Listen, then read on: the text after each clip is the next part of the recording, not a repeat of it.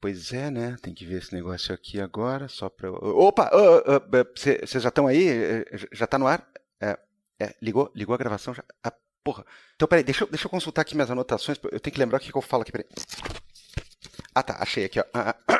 Saudações, pessoas! Sejam todos bem-vindos a mais uma edição do Vira Casacas Podcast. Meu nome é Gabriel Divan e quem geralmente lança o nosso bordão de abertura aí que já ganhou o Brasil e o mundo é ele, o nosso chefe, o pai fundador Felipe Abal. Mas o Felipe Abal, ele sentiu soar o seu alerta de aranha, né, e ele tirou as suas roupas, né, tava com um colã muito esquisito por baixo e saiu pela janela, mas ele me prometeu que já volta.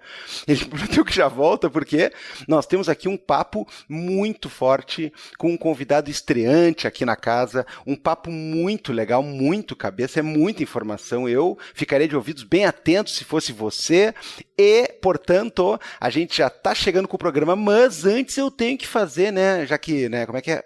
Me deixaram aqui, né? Me deixaram sozinho aqui. Então eu tenho que fazer alguns avisos para vocês. Primeiramente, vamos de salve, né? Vamos de salve porque tem coisa boa aqui. E olha só o que o Bruno Fernandes mandou para nós. Ele diz lá pelo Twitter, lá. Acho que eu sou o pessoal que botou se assistiu, deixa like e comenta. O Felipe tinha falado aí nos nossos episódios passados, né? O pessoal que também está fortalecendo lá pelo YouTube, porque o Vira Casacas está em todos os streamings, agregadores de podcast, está no nosso site viracasacas.com, está no site do feed viracasacas.libsyn.com e está no YouTube também, onde vão brotar volta e meia, né? Colunas em vídeo, vão brotar lives, vão brotar uma série de outras coisas e os nossos programas lá para quem, como eu costumo brincar, né? Para quem gosta de ouvir rádio na TV. Bom, então o Bruno foi um dos que botou lá o seguinte, galera, curte aí os vídeos do Vira Casacas, curte os episódios, né? Ativa o sininho para as notificações. E ele disse assim, bom, já que foi ele que deu esse aviso, que o Abal gostou, né? Então ele quer pedir um salve não genérico. Olha lá.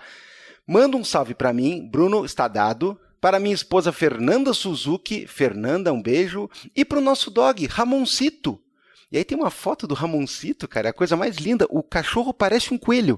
É impressionante, ele parece um coelhinho da Páscoa, esse cachorro. Ele é muito simpático, ele tá quietinho, assim, né?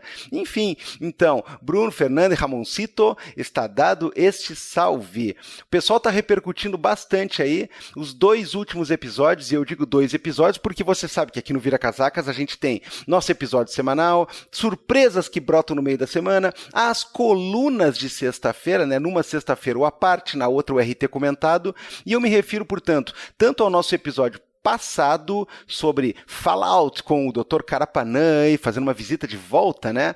E sobre ele a galera enlouqueceu lá, tanto que o Miguel, o El Miguel, lá pelo céu azul do Blue Sky, disse assim, o Vira Casacas fala A e ele pimba, botou o print ali, né, do Fallout para ser instalado, já botou ali uma tela mostrando que já está a fim de jogar, afinal de contas se inspirou pela nossa discussão a respeito da série, a respeito da realidade dos jogos e tudo mais, então valeu Miguel, aproveita aí, é jogaço, cara, Fallout é jogaço. Mas eu quero dizer também que na sexta passada Felipe Abal trabalhou para esse sim, né? Para estragar a adolescência aí de muita gente, porque ele e o nosso parça Caio Almendra destrincharam a questão muito esquisita, mas muito esquisita, que envolve as letras e todo o clima, principalmente se tratando de um dos sujeitos que compunham a banda Ace of Base, né? Sucessos pop adocicados para tocar nas matinês e nas festinhas ali de 90 e poucos, que todo mundo gostava de cantar até hoje, né? You Saw the Sign, né? Pois é, né? Tem que ver que sign é esse, né? E Happy Nation, vocês querem morar numa, né? Pois é, né? Do que será que eles estão falando, né? Bom, de acordo com o passado do fulano lá, né? Eu acho que dá para tirar uma prévia. O RT comentado é um barato. O à parte é simpático, né? É simpatiquinho, assim, né? Os programas são geniais. O Vira Casacas tem muita coisa para você. Então, por favor, my brother, my sister, minha amiga, todo mundo que está ouvindo aí, faça o favor de compartilhar, curtir, dar uma moral, curtir lá, que nem o Bruno lá, né? Curtir lá no YouTube, comentar e ativar a notificação. Vai nas redes sociais, vai lá nos streamings, dá estrelinha, dá coraçãozinho. Faz a gente chegar a mais pessoas e ser mais conhecido. E não só com a gente, mas com os projetos independentes que você gosta, porque é importante para nós. É importante que a gente espalhe coisa boa. A gente espalha muita coisa ruim porque gosta de falar mal, gosta de socar, né? Que nem aquele saco de areia, né? Que o cara dá porrada para desestressar. Mas você tem que valorizar o que é bom também. Dá para fazer jogo duplo. Dá para fazer duas coisas. Dá para valorizar o que é bom e dá para tacar-lhe pau no que é ruim. Dá para fazer ao mesmo tempo. Então, procura sempre valorizar e jogar para cima, né, quem está precisando e quem merece. Agora, se você quiser nos apoiar de uma maneira mais substancial, que a gente precisa também, lembre-se do que eu sempre martelo aqui, o Gabriel é o chato desse papo, e eu vou continuar sendo. O Vira Casacas é e sempre será de graça no seu conteúdo principal. A gente não quer cobrar pelo conteúdo, mas a gente pede uma ajudinha. É diferente, né? É diferente. O amigo teu diz assim, ó, ô, cara, vem lá aqui em casa, vamos fazer um churrasco aí, não precisa trazer nada, não. E aí você vai lá e traz uma cerveja, leva uma sobremesa, leva alguma coisa, se oferece para levar gelo, né? Você dá uma ajuda, porque o churrasco está sendo oferecido, mas você, né, se for de fé, né, se você for sangue bom, você vai lá e dá uma força. Então, a gente precisa pagar profissionais de altíssima qualidade que trabalham com a gente, servidor e uma série de outras coisas. Então, para que o programa continue saudável nesse sentido, né, eu, Felipe e todo mundo, ninguém quer ficar milionário com o Vira Casacas, até porque a gente quer continuar assim, sem ter rabo preso. A gente fala o que tem que falar, a gente expõe o que tem que expor. Então, uma contribuiçãozinha de R$5 por mês, você não ouviu errado, R$5 por mês, um mês inteiro, R$5 no seu cartão de crédito. É muito pouco, né? É muito pouco, você nem nota. E você que colabora, você que já espalha a palavra do Vira Casacas e principalmente você que ouve o nosso conteúdo semanalmente, religiosamente, né?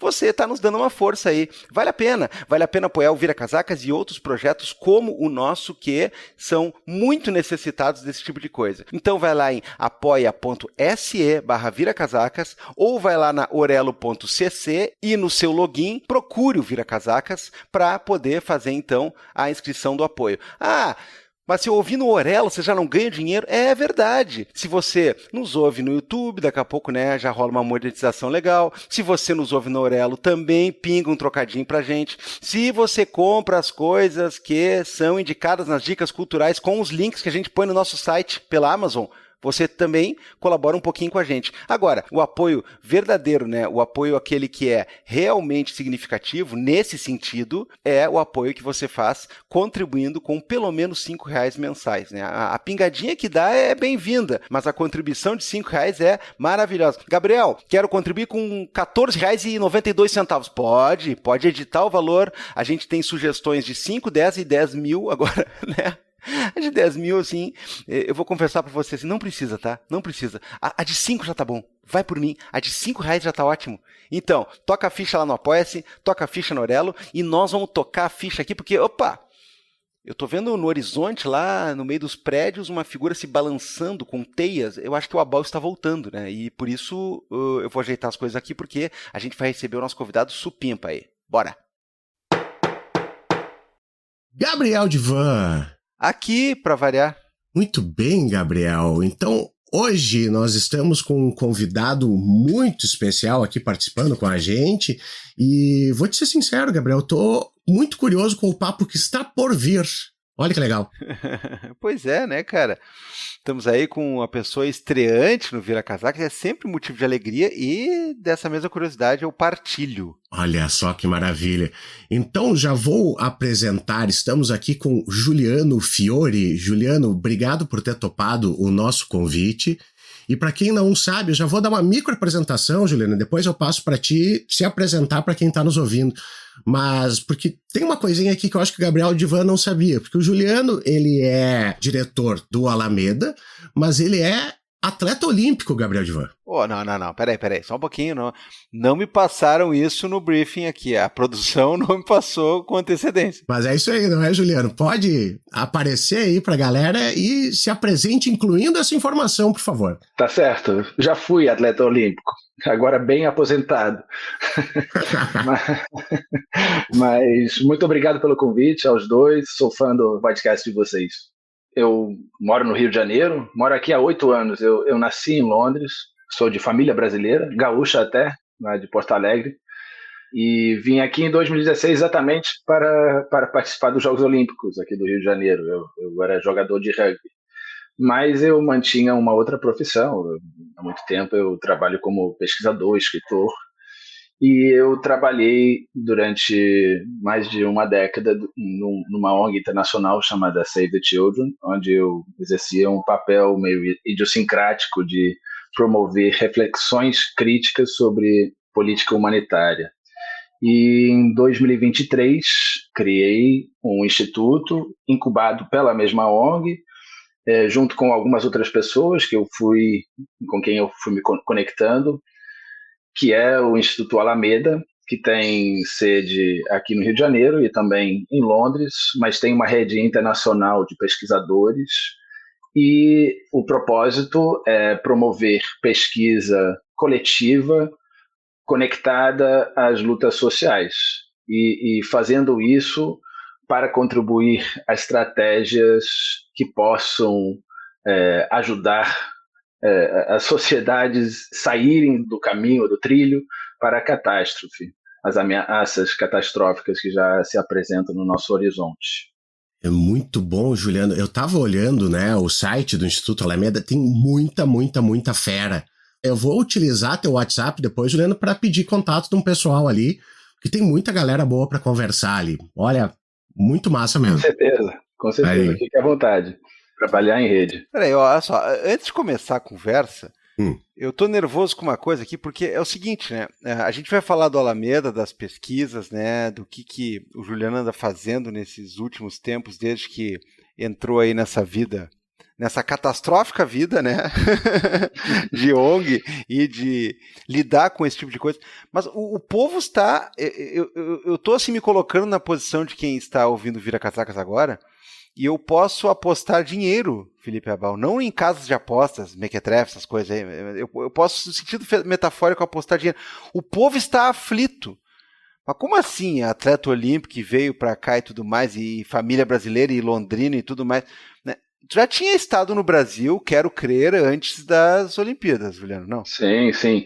Cheguei até passar um tempo morando aqui quando criança, bem jovem. Né? Meu pai, que é professor, veio fazer uns trabalhos aqui com a Universidade Federal do Rio de Janeiro, e junto com a ONU, e a minha família passou 6 meses do ano, 3 vezes, quando eu era criança. E a partir dali eu vinha para cá de 3 em 3 anos, visitar a família, tanto aqui no Rio de Janeiro quanto em Porto Alegre, também tenho família em São Paulo. E, claro, os parentes iam nos visitar ali. Então, eu sempre mantive essa conexão com o Brasil, com a cultura e política brasileira, enfim, estavam sempre ao redor de nós lá em Londres. Não, porque quem está te ouvindo agora já percebeu, né, uma fala brasileira assim, ela é quase que impassível de identificar algumas pequenas, né, sílabas tônicas que tu dá uma sendo gentil comigo. Não. É um sotaque nativo maravilhoso. Assim, alguma que outra palavra com um acento meio diferente, né, como, por exemplo, a sede do instituto, né, em vez da sede, né, mas muito legal essa história, né. Enfim, isso que né? Ainda não tive que usar o subjuntivo, aí você vai ver. Ah, bom. Então vai ficar para nossa 1h30 de conversa aí, mas enfim, cara, muito bacana essa história. E aí veio aqui disputar, né, com aquele uniforme, assim, Grã-Bretanha, é isso? Não, eu participei na seleção brasileira. Ah, olha aí, cara. No time Brasil, eu joguei rugby no Reino Unido mais de 20 anos, comecei a jogar com 6 anos, mas eu comecei a jogar pela seleção em 2014, fui convocado no momento em que a confederação estava até buscando jogadores profissionais e semiprofissionais no exterior com vínculo ao Brasil, e portanto eu comecei a rodar o mundo, participar do circuito mundial em preparação aos Jogos Olímpicos. Eu vim aqui me preparar com a minha companheira, passamos 6 meses até os Jogos Olímpicos, até com a ideia de talvez voltar para a Inglaterra depois, o que não rolou. Ficamos aqui, minha companheira começou a trabalhar aqui, se enturmou com uma galera bacana no Rio de Janeiro, e estamos aqui 8 anos depois, eu com um filho de 3 anos. Viu só, Felipe? É o seguinte, cara, o cara treina rugby lá na gringa, aí depois vem disputar aqui, é um atleta decolonial. Nossa, perfeito.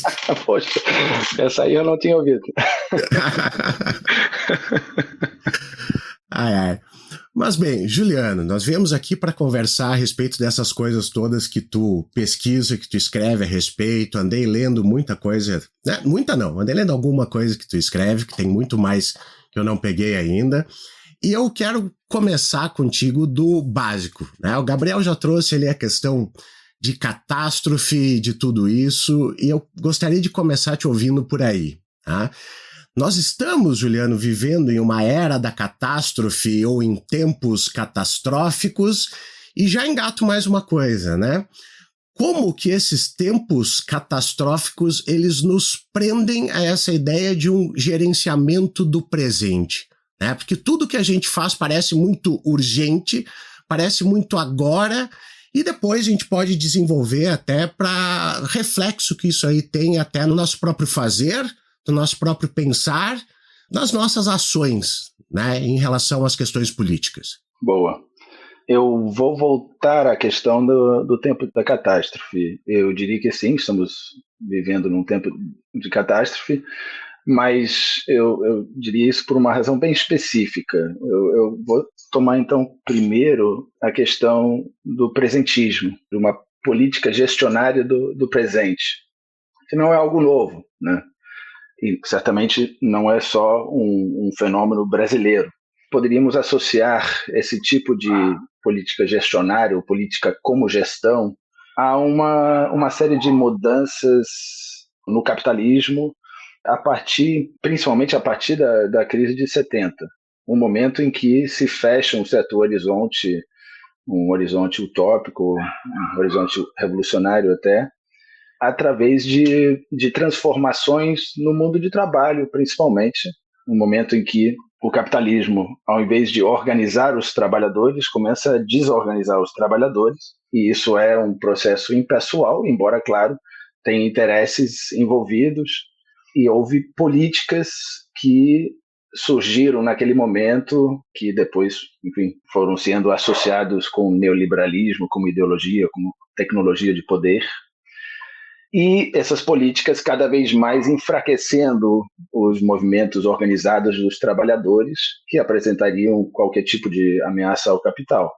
Com isso, uma diminuição das expectativas a partir desse momento vai transformando as formas em que a sociedade vai buscando oportunidades para se autogestionar e mesmo para buscar horizontes novos, mesmo horizontes que não necessariamente seriam para além do status quo, para além de um presente reconhecível. E aí vão surgindo outras formas de organização social, principalmente a onguização, poderíamos dizer, dos movimentos, né? O surgimento de movimentos sociais que parecem cada vez mais as ONGs, e uma esquerda que vai cedendo o terreno da insurgência a uma direita que, eventualmente, isso é algo que a gente vai vendo mais recentemente, vai, então, assumindo um papel mais radicalmente destrutivo e contrário ao establishment.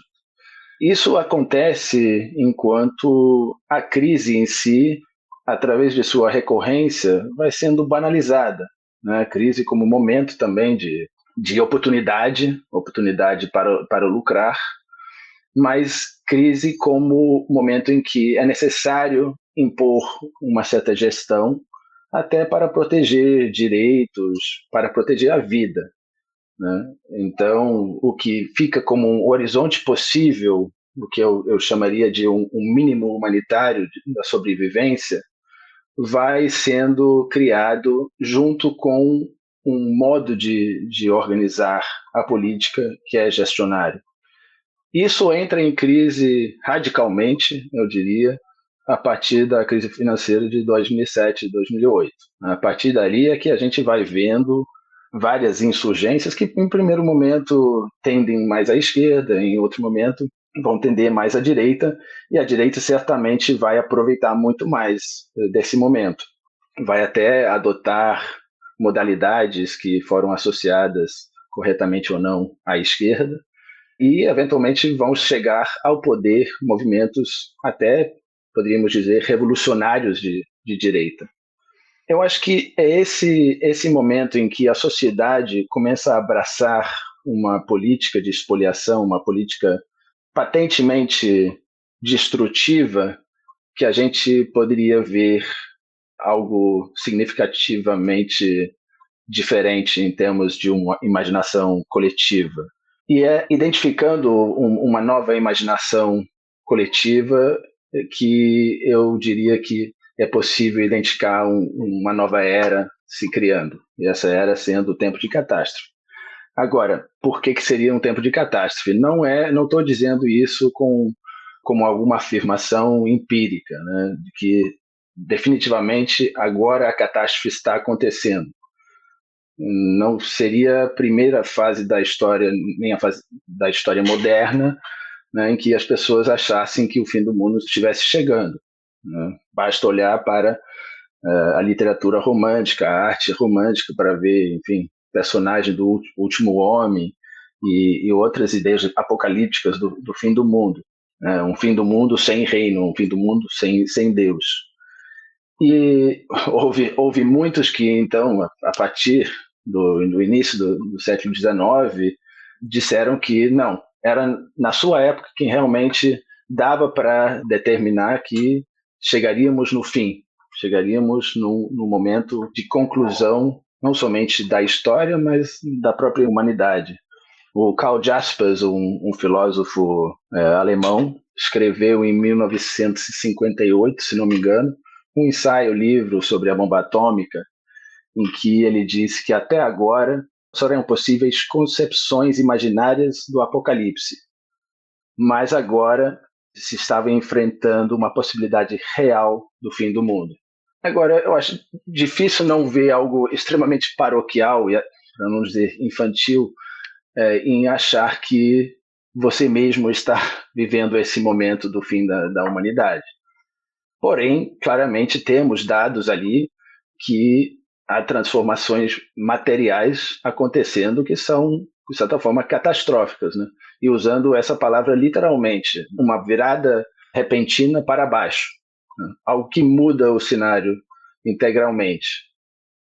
Mas por que eu diria que é um tempo de catástrofe? É porque claramente surge a partir, eu diria que a partir desse momento de insurgências, mais do que qualquer outra coisa. Embora, claro, há outros fatores, o desenvolvimento de ciências do clima, etc., que vão produzindo uma nova imaginação coletiva. Não somente uma nova imaginação coletiva, mas a gente poderia até dizer vão produzindo uma nova ideia de futuro, que rompe um pouco com esse presentismo, um tempo de mais ou menos 40, 45 anos, em que não se podia nem imaginar que houvesse futuro diferente. Agora parece que dá para imaginar. Vai ter um futuro, só que o sinal foi invertido. O futuro que conseguimos imaginar, isso está para ver nos filmes, na música, na literatura, na nossa arte, é o fim do mundo, é a catástrofe. E essa catástrofe pode tomar, enfim, várias formas. Pode ser colapso ecológico, pode ser guerra entre grandes poderes, holocausto nuclear, ou pode ser uma coisa até mais banal, enfim, a desintegração da base dos ideais modernos de uma sociedade de trabalho com direitos e bem-estar. E eu acho que a palavra banal ali é apropriada, porque essa imaginação reproduz tantas figuras, tantos personagens de catástrofe, que a gente vai até banalizando a noção do fim. O fim parece para nós hoje em dia uma coisa qualquer, né? Faz parte. E claro, faz parte. Só que também a ideia do fim da nossa espécie seria um momento mais climático que a gente poderia imaginar. E aí entra um outro paradoxo, porque, claro, qualquer clímax precisa um depois, e o fim não teria um depois, dependendo do que tipo de fim a gente está falando. E aí, só para concluir, eu diria que entra uma discussão importante sobre que tipo de fim queremos. Isso não é uma conversa tão banal, é uma conversa complexa, porque envolve pensar não somente as formas de organização que poderiam criar novos caminhos a algo que não seja tão catastrófico, mas também envolve um processo de rever as nossas premissas para o próprio pensamento filosófico, né? Repensar a relação entre a matéria e as ideias, porque a catástrofe cria um certo problema certamente para os materialistas de esquerda, porque, por um lado, precisamos repensar a teleologia progressista que, em certo momento, pensávamos que ia nos levar a um mundo melhor, uma etapa final, ou, enfim, uma etapa conclusiva que ultrapassasse aquilo que a gente vive. E fica muito difícil na nossa fase da história dizer que isso é o que está acontecendo.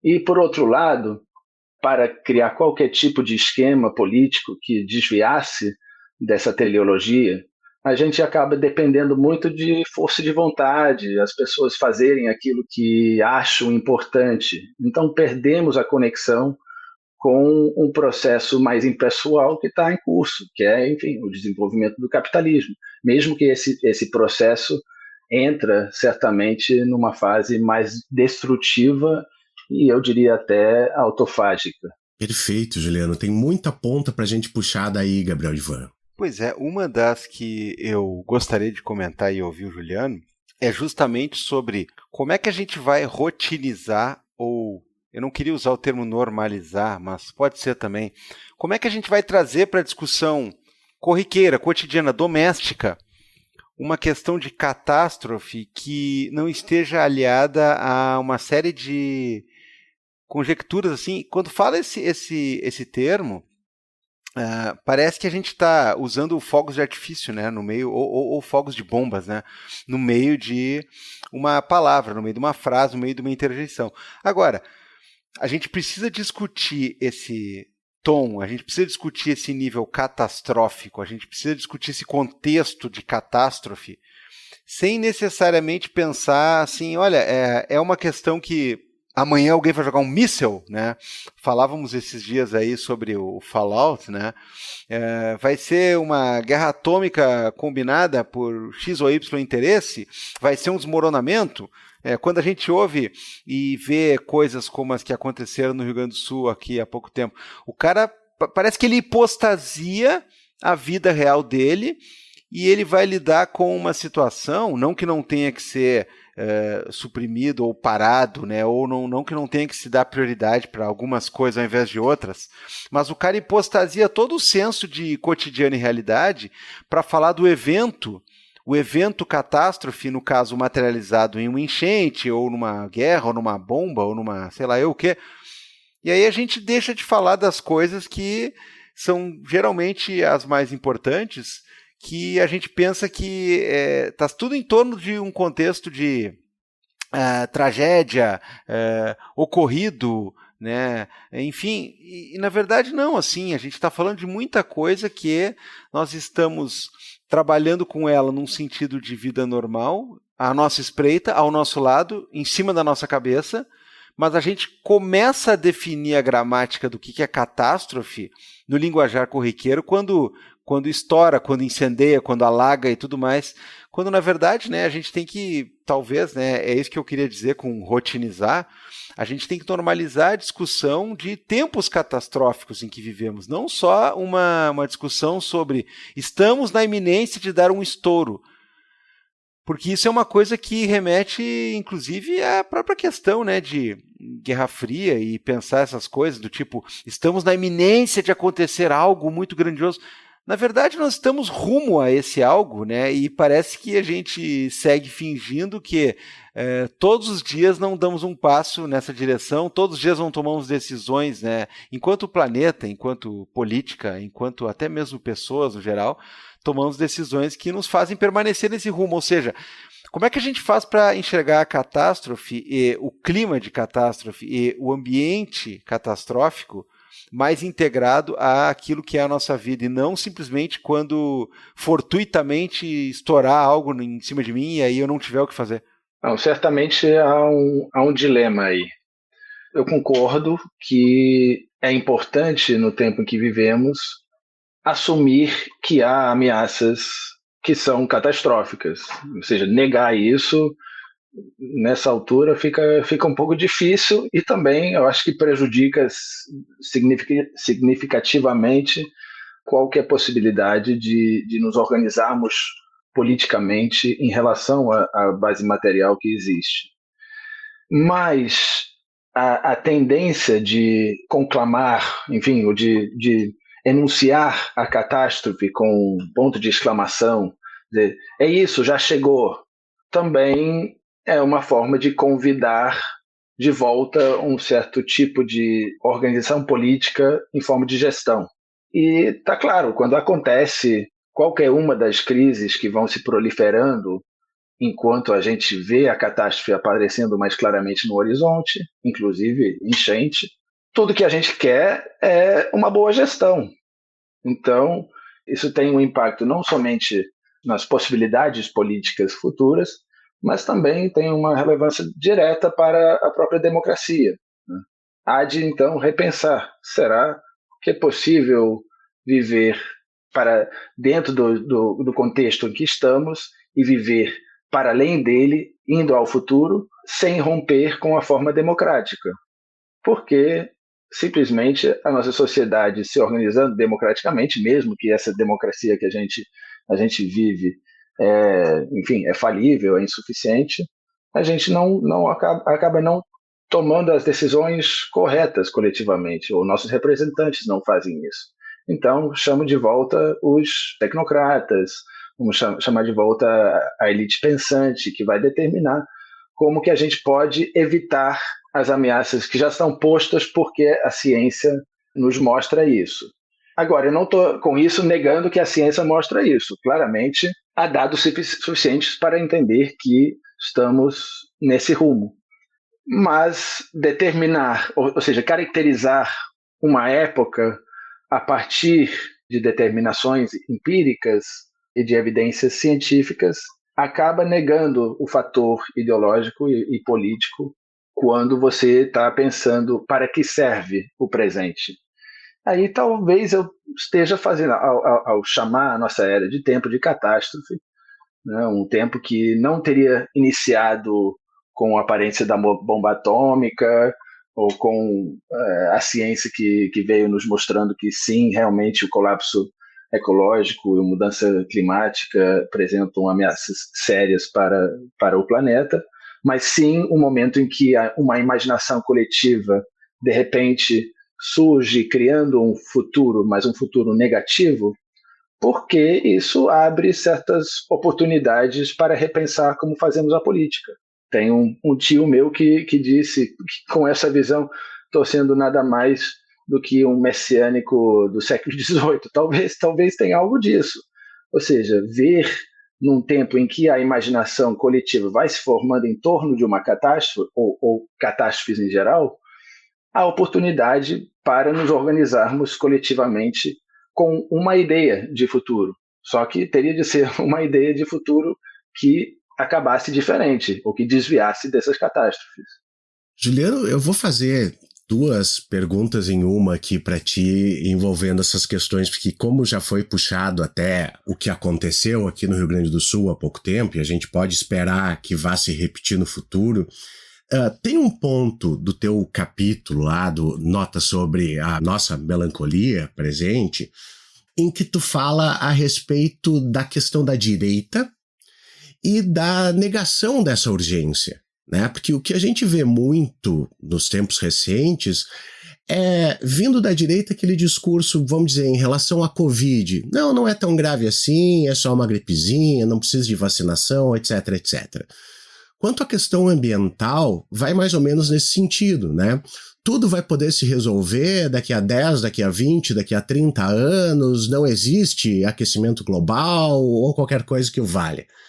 Então, eu queria te ouvir um pouquinho sobre essa questão de como que essa direita se posta e também, né, da contraposição com uma esquerda, então, que pode ser muito mais alarmista, né, que vem, então, com essa questão de um fim do mundo que se aproxima e que tem que fazer agora, porque senão não vai ter futuro para a próxima geração, ou quem sabe para a nossa mesmo.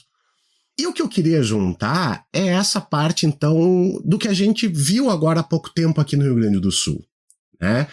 Que quando acontece, então, essas enchentes e todas essas questões, me parece que a gente viu 3 possíveis respostas ao que houve. Uma resposta que fala exatamente de uma maior atuação do Estado, né? Que vai, me parece, muito para o lado desse, né, gerenciamento da crise. Uma segunda que vai até para a questão da gestão privada do que acontece, né? Vamos contratar uma empresa estrangeira que sabe como lidar com isso. Hoje até eu não cheguei a olhar a notícia em si, mas tinha gente da Holanda vindo para o Rio Grande do Sul dizendo, não, a gente tem o know-how de como fazer com que isso não aconteça. E em terceiro lugar, a gente tem uma exclusão até mesmo do Estado, de um discurso que me parece um pouco perigoso, do povo pelo povo, como se pudesse ser resolvido tudo isso, daí sem o Estado, ou até mesmo, então, sem um gerenciamento privado, talvez. Então, eu gostaria de te ouvir, assim, por esses 2 eixos, né, dessa questão de como que a direita nega a urgência, e de outro lado, como que quando acontece alguma coisa nesse sentido, se vê essas possibilidades de saída que, de novo, me parece que vem ao encontro disso que tu fala de um gerenciamento. Em resposta à primeira pergunta sobre a direita, ou poderíamos dizer sobre a nova direita, ainda porque acho que ao falar de direita nesse contexto, poderíamos nos apegar a uma velha ideia do que é a direita e como funciona.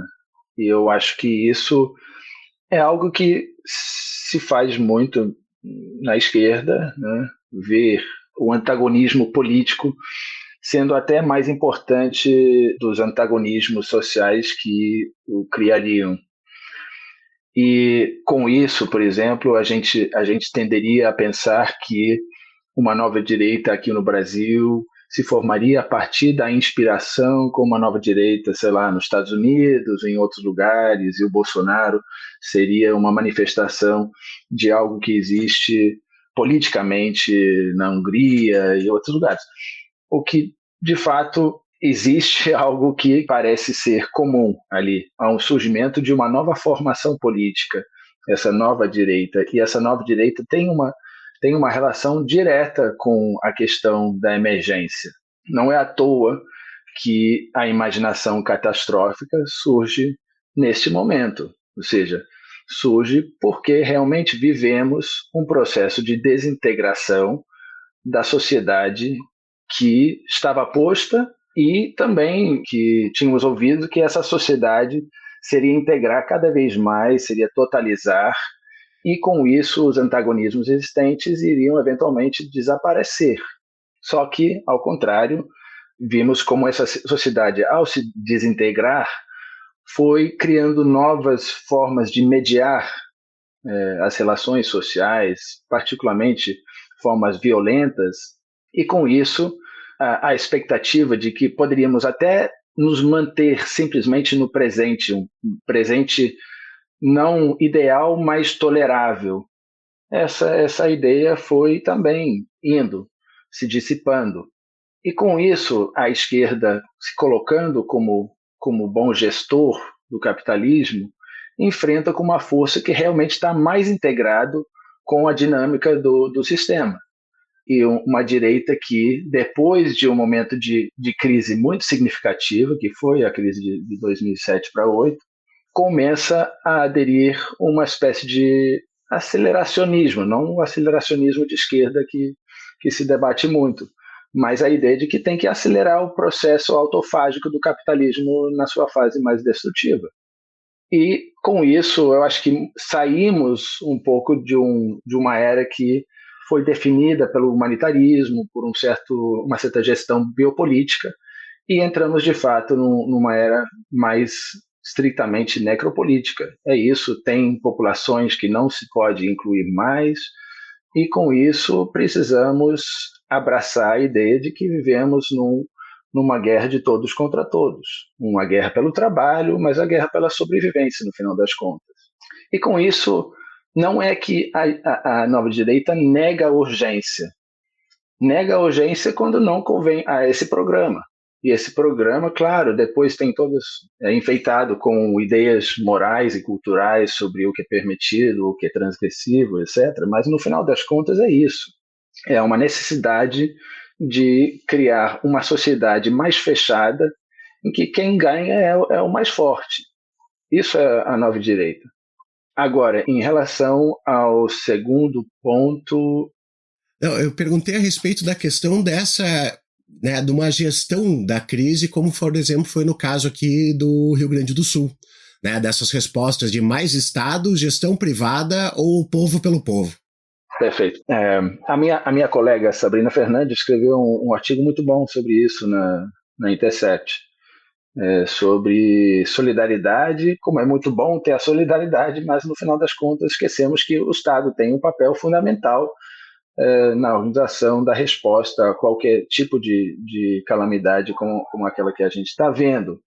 E, claro, a gente vê que o Estado parece estar incapaz de atuar de uma forma suficiente.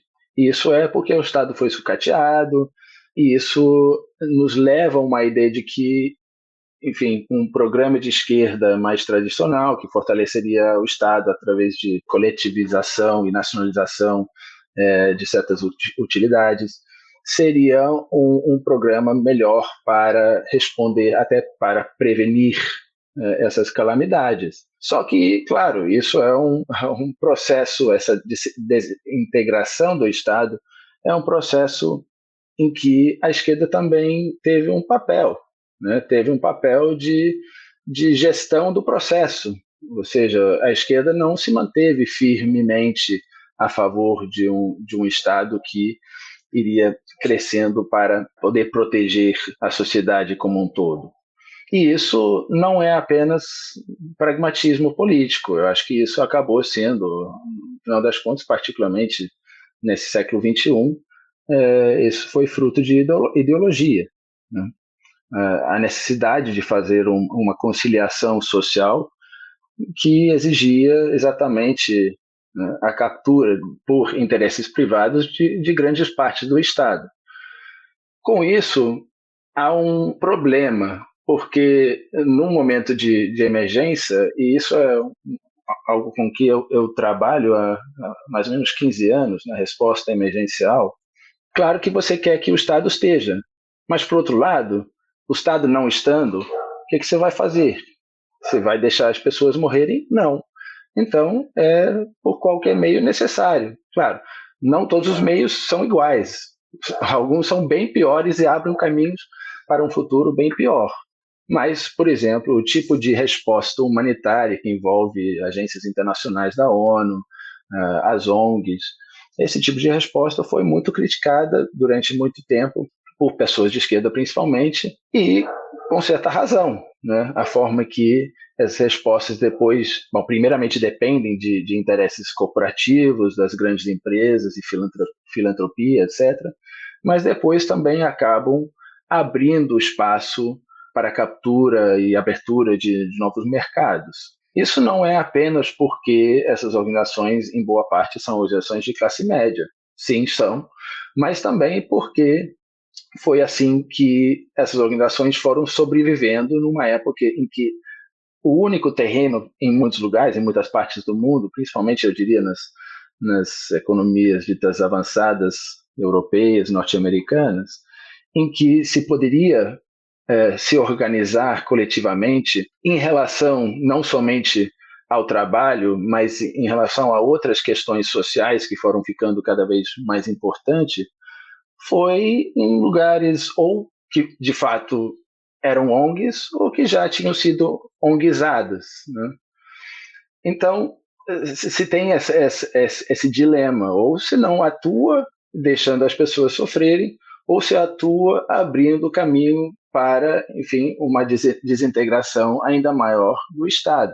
Eu acho que nos tempos em que vivemos, né, em que as crises vão se proliferando, a gente vai vendo que a autogestão de comunidades nesses contextos, às vezes aponta para uma outra forma, até uma outra forma institucional, outro tipo de coalizão política que se forma a partir das pessoas mais afetadas, que sim, provavelmente envolve ONGs, mas também envolve movimentos sociais, envolve as organizações dos trabalhadores, às vezes até envolve partidos políticos. Mas com isso cria possibilidades de até, enfim, situações autônomas de organização que apresentam, mesmo por período curto, uma certa alternativa. Essa ideia de que, enfim, há um paraíso no inferno, que é o título de um livro da escritora norte-americana Rebecca Solnit, é uma ideia bem antiga, também aparece no livro A Guerra dos Mundos, de H.G. Wells, que as comunidades mostram sua humanidade exatamente no momento de crise, em que enfrentam as maiores calamidades. Então, eu acho que isso complica um pouco o debate que houve nesses últimos tempos, ainda que, enfim, esse debate, em certo momento, virou um certo fla-flu, que a direita nega o que está acontecendo, a esquerda responde bem, ou, enfim, por outro lado, a direita acusa a esquerda de usar esse momento politicamente, etc. E eu não descarto inteiramente os termos desse debate, mas eu acho que há algo muito mais complicado acontecendo por trás. Muito bem. Gabriel Divan, o que você está pensando aí, meu caro? Eu estou pensando em como é que o nosso convidado vai desarmar essa bomba aqui que eu tenho, né? Na verdade, eu queria perguntar uma coisa que ao mesmo tempo é singela, mas rende muito assunto e muita discussão e, né, a famosa autopista para que ele possa desfilar aí, né? Ou pelo menos dividir com a gente a angústia. Porque temos que pensar uma coisa, né, Juliano, que é o seguinte: quando a gente fala de esquerda e direita, por exemplo, eu não vou dizer que esse debate não cabe, porque totalmente cabe, né? Eu não vou dizer que nós estamos diminuindo a discussão, porque não estamos, mas as pessoas, quando pensam direita e esquerda, elas começam a conectar com uma série de coisas que são, digamos assim, ferrolhos, né? São lugares comuns e ideias tranquilas, até porque, né, não temos que ficar o tempo todo fazendo abstrações e ampliando a discussão para outros níveis. A gente precisa de soluções práticas, a gente precisa de uma série de ferramentas para o dia a dia. Agora, eu acho que, sem fugir da discussão direita ou esquerda, porque há sim muita direita aqui sobre o qual temos que falar, e infelizmente alguma esquerda também, a gente tem que pensar na própria lógica de capitalismo, porque a gente pode identificar, em teoria, várias fases do capitalismo ou coisa parecida, e eu também não vou negar, né, essas identificações, e eu não vou negar essas elucubrações sobre isso, porque todas elas são cumulativas, são importantes, mas eu diria que o capitalismo não só mais explora a vida, ele não só mais extrai da vida em si, e não de alguns aspectos dela, como, por exemplo, o trabalho assalariado, né? A extração que pode se extrair e o que se pode acumular em termos de capital, ele diz muito mais para com potencial de reinvestimento no sentido de ampliar, né, meio de produção. O que o capitalismo extrai atualmente é justamente, né, substância de vida, é subjetividade, é ideia, é forma de viver, é atenção, é afeto, é tudo isso que diz respeito a nós mesmos. E a gente pode falar há muito tempo, não só no sentido literal, como trazendo, né, os exemplos lamentáveis históricos de escravagismo e tudo mais, mas a gente pode dizer também que o capitalismo já não se envergonha mais de extrair e de explorar a morte, assim como a vida e a subjetividade, a própria morte em si. E a gente está vivendo hoje uma circunstância onde é inegável dizer que o capitalismo explora também a catástrofe, explora também, né, a inevitabilidade de um rumo para o fim, onde a gente já cansou de se questionar, tá, mas o capitalismo não quer salvar nem a si próprio, né? A gente brinca muito com aquela coisa do dinossauro, né, olhando para o meteoro, né, e pensando assim, nossa, isso aí, a bolsa vai dar uma merda hoje, né? E na verdade a questão o capitalismo ele chega num nível de aceleração, e aí eu não estou usando esse termo, né, a esmo, eu estou pensando justamente, né, no termo que se costuma usar do aceleracionismo. A gente chega num tal nível onde não é uma espécie de dobrar a aposta para tentar superar, né? Vamos em frente, vamos em direção à tempestade e vamos ultrapassá-la, né? Vamos passar pela turbulência inicial e vamos furar ela ao meio. Não. A gente está falando de uma aceleração inconsequente, a gente está falando de um tipo de exploração que vai, inclusive, até o último momento, até o último apagar da luz, né? Tentar extrair, tentar lucrar, tentar literalmente capitalizar.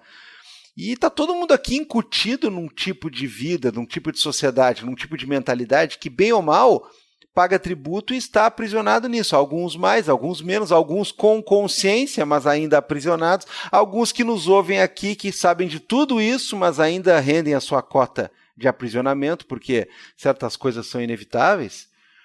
E aí a gente percebe justamente que estamos discutindo uma catástrofe, e eu adoro essa palavra, não porque eu goste do significado dela, mas eu acho que ela é uma palavra que ela exprime na língua portuguesa, né, a catástrofe, o acento dela, ela exprime a força, né, e o assombro diante do que pode acontecer e diante de um evento como esse.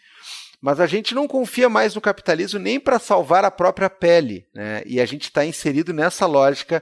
A gente é criaturas, a gente é seres, né? Eu poderia dizer pobres criaturas, né? Nós somos seres, né? Até a cabeça mergulhados num tipo de vida que está pautada por esse tipo de capitalismo e por esse ritmo.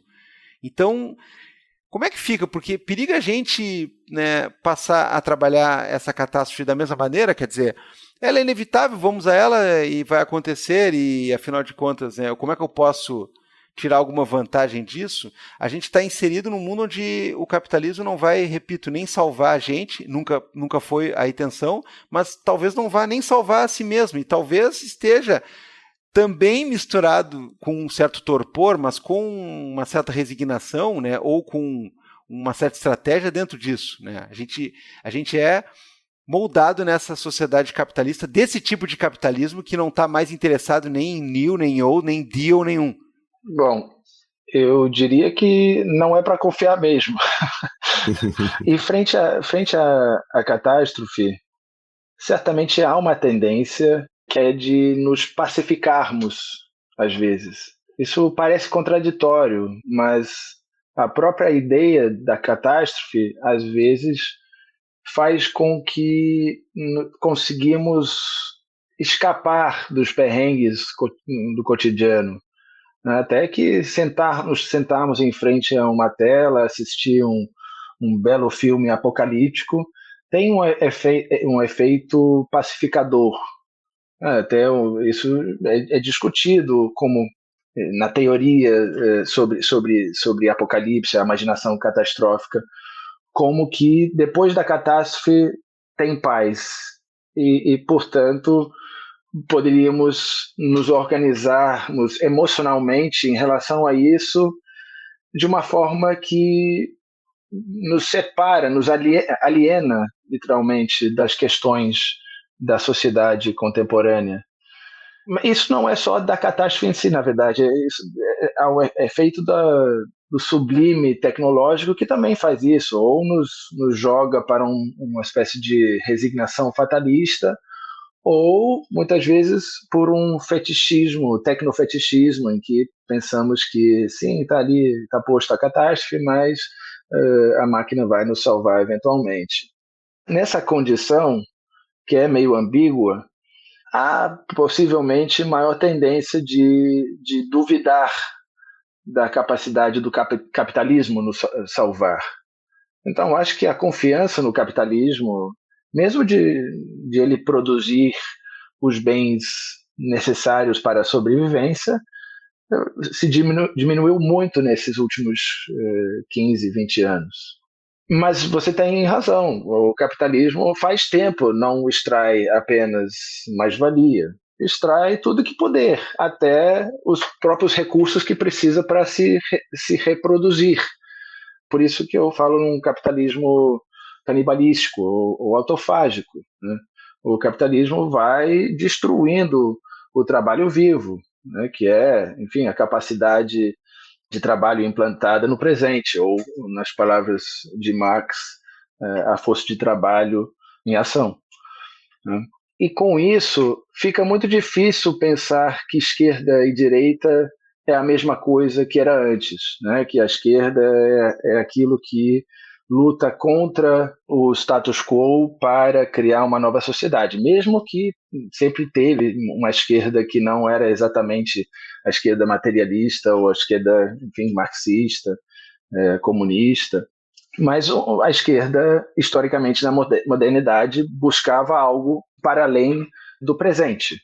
Só que, claro, há um papel hoje em dia, não dá para negar, há um papel para alguma entidade política que freie esse processo destrutivo. Não vai ser a direita. A direita vai na outra direção, acelerar a destruição, a nova direita particularmente, né? Não a direita civilizada de terno e gravata, que eventualmente se depende da nova direita mais radical.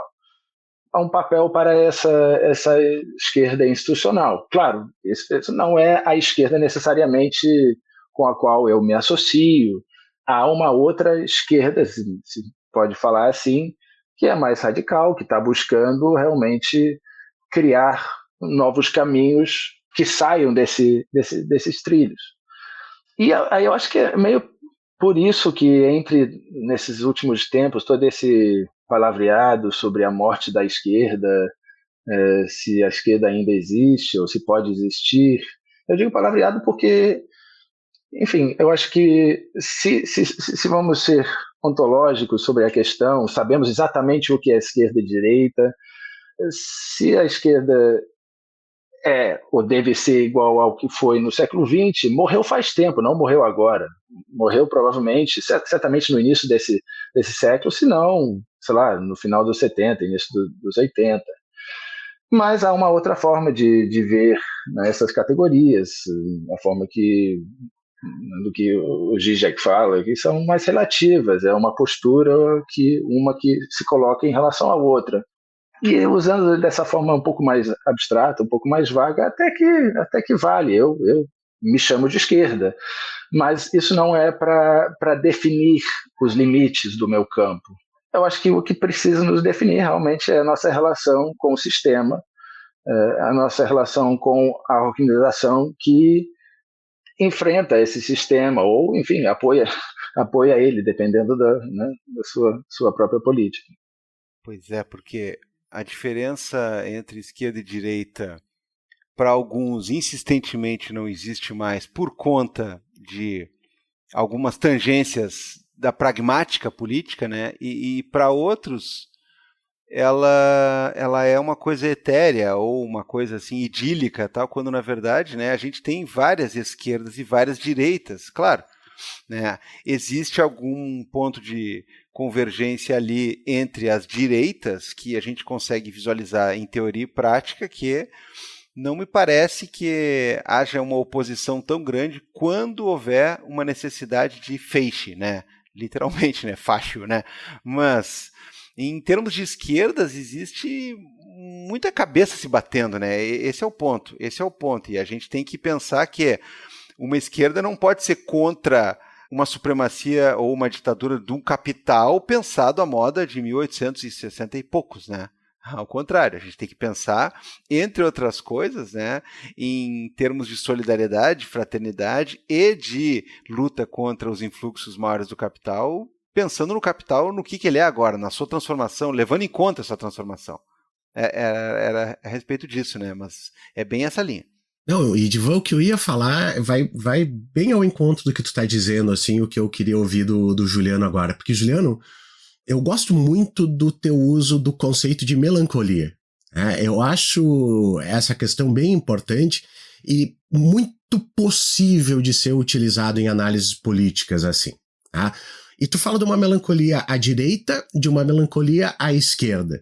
Eu estava fazendo há pouco tempo atrás umas leituras nesse sentido, né? Exatamente buscando algumas questões nesse uso de melancolia, e eu achei interessante, né? O Paul Gilroy, ele usava já a questão da melancolia pós-colonial, né? No Reino Unido. E quando eu fui ler o teu texto, exatamente assim, eu achei bem bacana esse uso. E agora a gente já tá partindo por uma parte final, assim.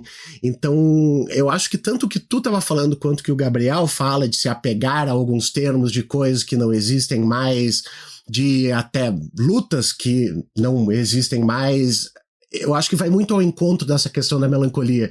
Eu queria te ouvir falando disso, dessa melancolia à direita e essa melancolia também à esquerda, que existe muito. Sim, é um conceito que, enfim, ainda acho que estou trabalhando a sua relevância. Eu escrevi aquele capítulo ao qual você já fez referência, notas sobre o nosso presente melancólico, para tentar entender por que o humanitarismo, colocado como um ethos, ou, enfim, uma política moralista que foi muito presente, particularmente a partir do final dos 80, foi tão contestado, desafiado nessa década após a crise financeira. Não fazendo isso de um ponto de vista, né, defensivo, né, querendo necessariamente resgatar o humanitarismo dos anos 90, mas para entender qual foi seu papel histórico nesse momento em que parecia que o capitalismo estava assumindo uma face mais destrutiva. E melancolia é um conceito muito trabalhado por teóricos de esquerda há muito tempo. A melancolia por lutas passadas, muitas vezes por lutas não acabadas ou mesmo lutas derrotadas. É um conceito que foi um afeto, digamos, que foi criticado, de certa forma, por Walter Benjamin, mas ele também via um papel da melancolia, um papel ideológico, digamos, da melancolia. O que eu tento fazer ao desenvolver uma relação entre afetos políticos e história nesse texto é ver por que de repente surgiu tanta contestação do status quo, mas sem coerências políticas. Isso é uma hiperpolitização, para usar o termo do teórico Anthony Yeager, mas que não parecia ter um conteúdo político muito forte. E, ao meu ver, isso tem a ver com o fechamento de um certo ciclo, né? E um fechamento de um ciclo que se inicia a partir, mais ou menos, dessa crise dos 70, em que as utopias antigas não somente vão se dissipando, mas vão sendo colocadas como perigosas. A sociedade que é precisa tem que ser uma sociedade que nega a utopia, porque a utopia necessariamente leva aos totalitarismos de cores diferentes, digamos. Em reação a isso, ao meu ver, que o humanitarismo surge como um ethos e as organizações humanitárias vão sendo terceirizados para assumir uma consciência moral, principalmente no Ocidente. Eu acho que esse período em que o humanitarismo vai sendo colocado como um ideal a ser totalizado, isso é, um modo de nos organizarmos politicamente, socialmente e economicamente, que consegue manter as pessoas vivas e cada vez mais pessoas vivas dentro de uma sociedade liberal, digamos, ou mesmo neoliberal. Isso se transformou numa espécie de utopia, mas o que eu chamaria de uma última utopia, uma utopia negativa, isto é, uma utopia que é a última porque nega qualquer outro tipo de utopia. É definida por sua negação de outras utopias. E eu acho que é essa utopia do mínimo humanitário que eventualmente é o que é desafiado a partir da crise de 2007 e 2008, com todas as insurgências e as contestações que já falamos. Só que essa utopia, ao meu ver, foi talvez a mais universal que houve ou a menos contestada que houve na modernidade. Isto é, pessoas de direita e de esquerda se aderiram, de certa forma, a isso, e isso foi reflexo de um consenso, um pacto social neoliberal progressista, poderíamos dizer, mas que foi bastante amplo, que escondia antagonismos que foram também se reforçando, né, por debaixo. E, ao ser contestado, essa utopia rapidamente se dissipou. Rapidamente. Eu acho que teve alguns gatilhos aí, né, a reação às ondas migratórias no Mediterrâneo, por exemplo, e depois, eu acho que a pandemia acelerou esse processo também, mas com isso, de repente, eu senti que havia múltiplas expressões de melancolia na sociedade, não somente, enfim, a gente associa às vezes melancolia com depressão ou tristeza, mas não, também com violência, com raiva. E aí eu voltei às definições, os conceitos de melancolia na psicanálise e vendo o que seria essa coisa perdida que nunca existia. Foi um ideal, uma utopia. Foi uma utopia posta e que teve ampla aderência, mas que nunca chegou a existir. E a melancolia é isso, né? É um sentimento, um afeto em relação a algo do passado, uma ausência do passado, né? A falta de alguma coisa. Só que eu acho que isso não é necessariamente um afeto paralisante. Isso também é algo que foi revisto até por Freud, que inicialmente, no seu ensaio Luta e Melancolia, foi muito crítico desse afeto, desse sentimento. Depois reviu isso e entendeu que talvez poderia contribuir à formação de caráter, etc. E tem outros, enfim, o Jung, que não é necessariamente associado à política progressista normalmente, mas já trabalhou a melancolia como uma força que poderia levar a uma regeneração ou revitalização, né, num processo de individuação. E eu acho que isso dá uma certa esperança no meio de tantas ideias e conceitos catastróficos, que a partir de um desapego ao ideal que nunca existiu, nunca foi realizado, podemos nos organizarmos de outra forma. Isso não é deixando inteiramente por trás os ideais modernos. Enfim, isso voltando para o Instituto Alameda. O nome Alameda é uma alusão, uma referência ao último discurso do Salvador Allende, quando ele diz que mais cedo ou mais tarde se abrirão de novo as grandes alamedas por onde passa o homem livre para construir uma sociedade melhor. Isso é arquetipicamente né, uma noção, uma ideia moderna, né? Esse caminho ao futuro, a um lugar melhor. Só que eu acho que sem esses ideais fica muito difícil ainda nos organizarmos pela própria sobrevivência, sem falar em transcendência. E é a partir de uma experiência comum de perda e até de desapego que eu acho que temos que nos ver frente ao mundo em desintegração, e construir não a partir do zero, entendendo que houve muita luta, muita construção para chegar ao mínimo que ainda temos, mas entendendo que as premissas que existiam antes de que chegaríamos definitivamente ou chegaremos definitivamente têm que ser provavelmente desconfiadas, pelo menos. Muito bacana, muito legal. Gabriel Divan, vou lançar para ti para uma finaleira. Pois é, né? Essa questão do uso do Allende, né? Ele brinca com várias coisas que a gente tratou aqui, porque é uma referência a uma luta esquerdista, vamos dizer assim, derrotada no passado, mas ao mesmo tempo ela parece tão distante de outras lutas e outras pautas supostamente vitoriosas, né?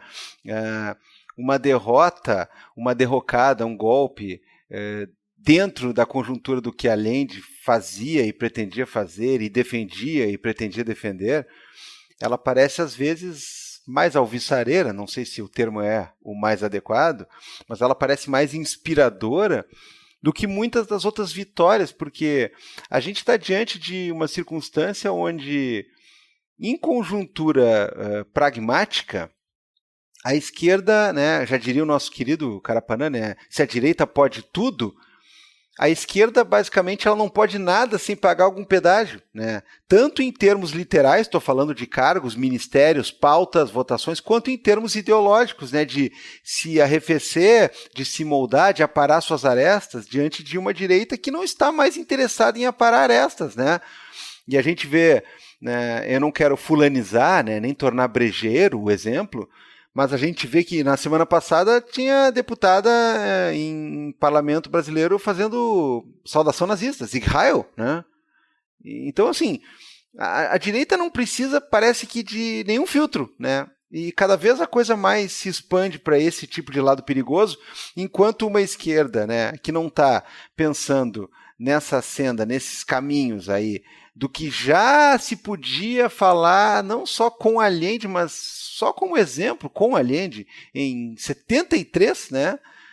O sujeito está aqui diante de uma outra realidade que parece que não se avança nada, né? E aí, é claro, eu vou também concordar no sentido de que, de fato, né? E aqui vai uma pequena alfinetada, uma pequena provocação ao Abal, né? Que é, né, muito mais voltado para a área da psicanálise no sentido raiz do termo, né, com Lacan e com Freud, né? Pouca gente, Juliano, menciona Jung aqui, né, nesse podcast maldito. Né? Porque não deveria, mas tudo bem. E, de fato, cara, assim, ó, é um autor que eu já estudei bastante, que eu gosto, me agrada muito, e a questão que ele fala do processo de individuação, aí talvez, é claro, né, sem cair em coisas que pervertem a própria obra ou que levam para lados meio bizarros, né? Sem cair numa coisa de New Age, de esquina, né? Claro. O processo de individuação realmente não deixa de ser uma coisa como uma cura, mas como uma elevação também, no sentido de levar em conta esses fatores. Essa melancolia é poderosa também, né? A melancolia, ela tem, num certo contexto, a possibilidade de nos jogar para baixo, né? Naquele sentido onde tu mesmo lembrou que ela é associada à depressão, à tristeza, à incapacidade, mas ela também é. Tudo que nos compõe é poderoso. A gente pode se apoiar em tudo que nos compõe, né, para dar um salto para cima. E, aliás, sem querer fazer também aquela elegia, né, do sofrimento para alcançar o esforço, aquela coisa que beira a meritocracia barata, né? A gente precisa disso aí também, é nosso componente, não existe a gente sem esse momento, né, dessa retração, de olhar para dentro, dessa questão de pensar esse tipo de coisa. Então, há uma melancolia aí que pode ser útil também, que não é o mesmo que uma depressão, ou que uma falta de imaginação, ou uma falta de algum tipo de esperança, né, sempre pensando ela no sentido imanente, não no sentido mitológico, transcendental, né, bobo, né. Há que se ter tudo isso junto, então é bem interessante, e no podcast que eu menos esperava, né, no episódio e no tema que eu menos esperava, surgiu o Carl Gustav, Felipe. Olha só. Acontece, isso aí acontece. Carlinhos Gustavo. Eu tentei usar o Jung naquele texto de forma bastante cuidadosa. Eu não tenho alergia a nenhum tipo de pensador, na verdade. A ideia, para mim, é livre. Claro, eu como alguém que se identifica com uma tradição de esquerda, etc., eu tendo a ter certa dúvida sobre algumas dimensões do pensamento dele, da atuação e trabalho dele. Eu tenho uma forte tendência que eu até busco suprimir muitas vezes, que é antimística. Então, me leva muitas vezes a sentir um distanciamento desse tipo de pensador. Mas eu acho que no momento que estamos, rever as premissas, rever nossos ícones e ídolos intelectuais também é importante. Não quer dizer que então vale tudo e se pode fazer uma mistureba de qualquer tipo de ideia com outra. Isso não é o caso. Mas quando se trabalha particularmente questões da mente, né, questões de afeto, questões de sentimento e de emoção, eu acho importante revermos exatamente onde estamos em relação às ideias modernas, sendo que descartar as lutas do passado não somente seria uma bobagem, mas não seria muito estratégico. E é importante entender onde existiam saídas que não foram tomadas. Eu acho que, de fato, existiam. Eu acho que a gente pode identificar várias saídas nos últimos 250 anos que não foram tomadas por diferentes razões, às vezes por más decisões, às vezes porque, enfim, o capitalismo mesmo engole tudo e a vida da direita é mais fácil em termos políticos, etc. Mas é muito importante voltar para trás sem apego. Perfeito, muito legal. Olha, papo de altíssimo nível. Estou extremamente contente, Gabriel Divan. Contente a ponto de chamar, então, as dicas culturais agora. Gabriel. Bom, eu vou, então, anunciar o momento das nossas dicas culturais, né? Um momento que é sempre apoiado e patrocinado por O Artesão, pizzas artesanais pré-assadas, lojas físicas reabertas aí, bombando já.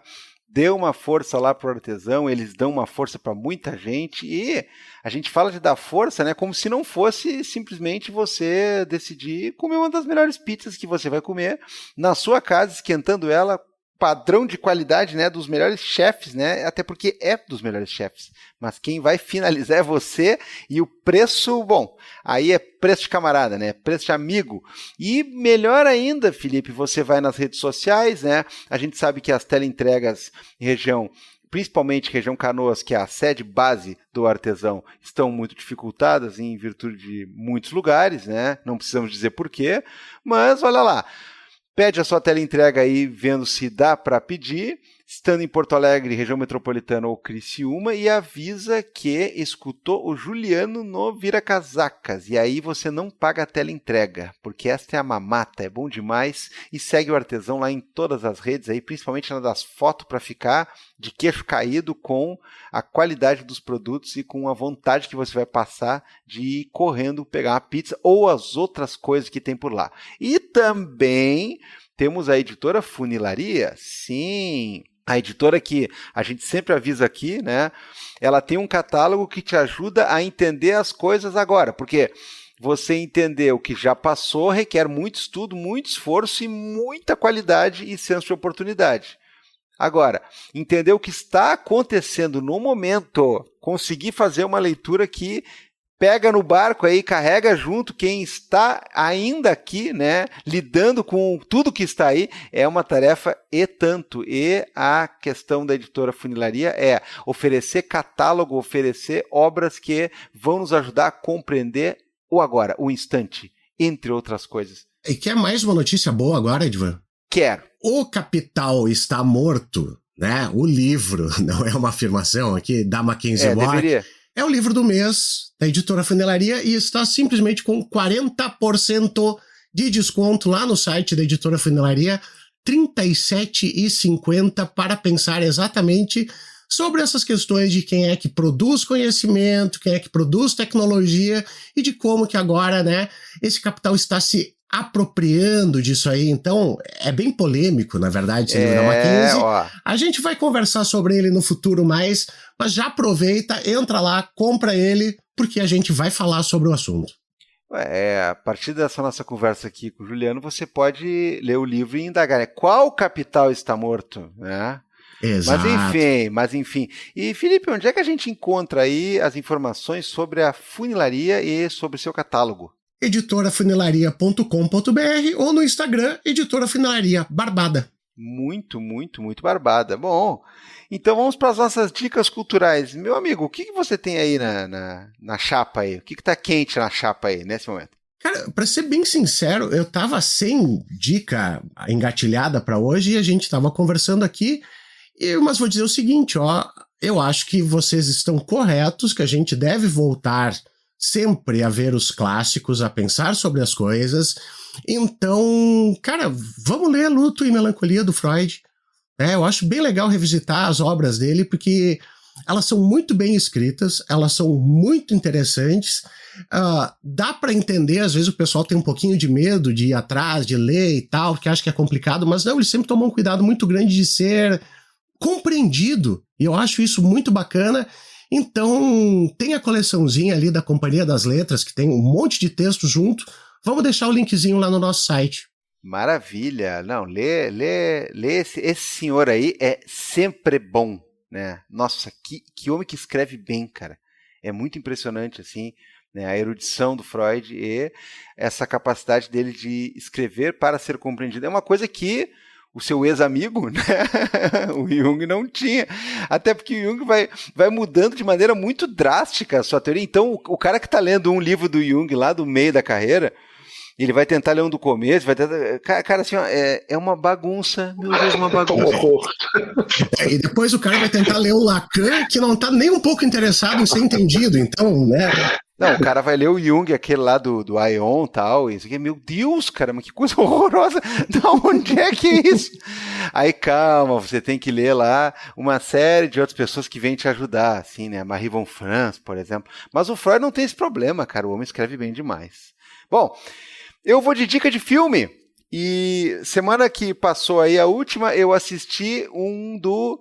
Vamos lá, Felipe, me ajuda com essa pronúncia aqui do homem, tá? Te lembra do homem do artista lá, né?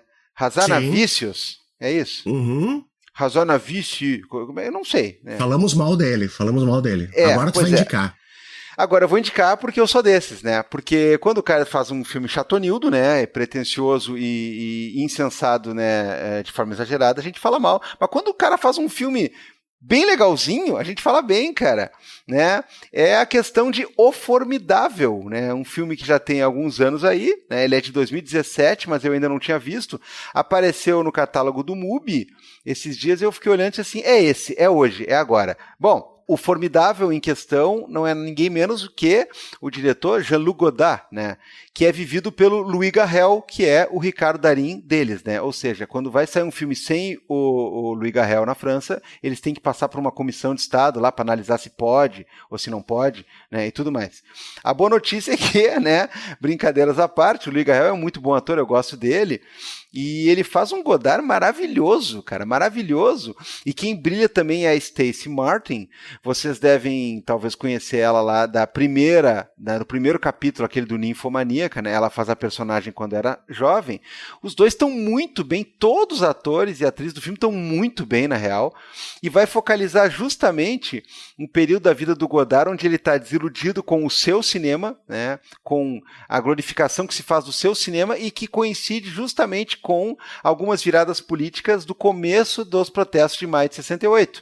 Então tu tem lá um Godard que está tentando se localizar politicamente, está tentando localizar qual é o mote da sua militância de esquerda, está se auto-questionando, mas ao mesmo tempo, né, como bom esquerdomacho, né, ele quer também o seu protagonismo. Então, é um Godard que está um pouco curioso e bastante com vontade de revolucionar e mudar tudo na sua própria concepção de arte, mas ele também está sendo ultrapassado pelos tempos, né? Há uma juventude lá que já não está mais respeitando ele enquanto ícone da cultura, né? Uma questão de uma briga do casal onde ele sempre foi o mais genial, ele sempre foi a pessoa mais incrível do mundo, tal, e aí a sua esposa da época então tá já numa curva aí buscando independência em vários sentidos. E, cara, ele por vezes é um documento, né? Por vezes ele é uma comédia, cara, é um filmezinho assim, ó, supimpa, cara. Eu achei demais O Formidável, achei formidável. Ah, que legal, cara, que legal. Mubi, olha pra nós aqui, Mubi. Mubi, olha pra nós, porque senão esse filme tá em outros lugares também.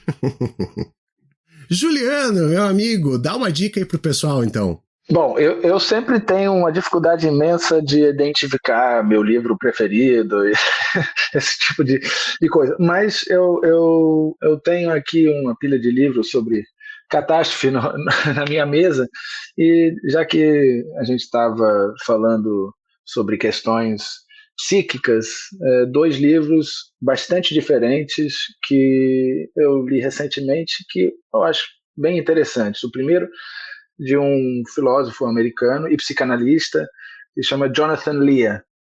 E o título é Imagining the End, Mourning and Ethical Life. Imaginando o fim, luto e vida ética.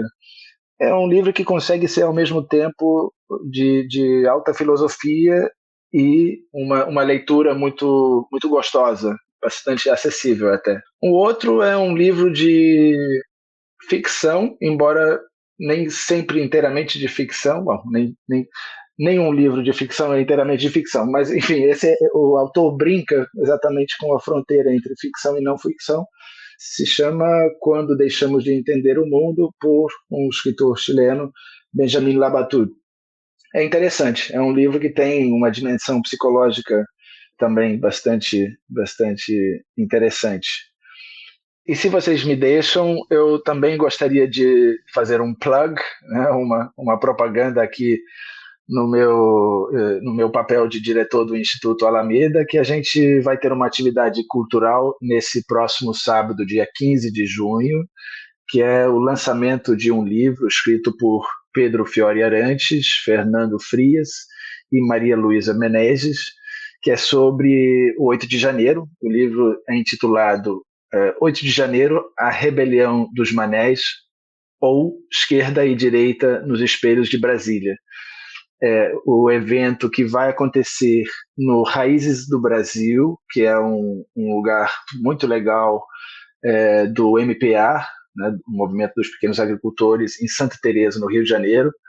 Vai começar às 5h30 da tarde e vai contar com a participação de 3 outros associados do Alameda, o Rodrigo Nunes, o Miguel Lago e a Carla Rodrigues, e eu vou estar moderando o debate. Então apareçam aí, quem puder. Muito legal, Juliano. Já botei aqui também para a gente colocar no nosso site o Instagram do Instituto Alameda, mas é alameda.institute, e lá tem já o postzinho ali sobre esse evento.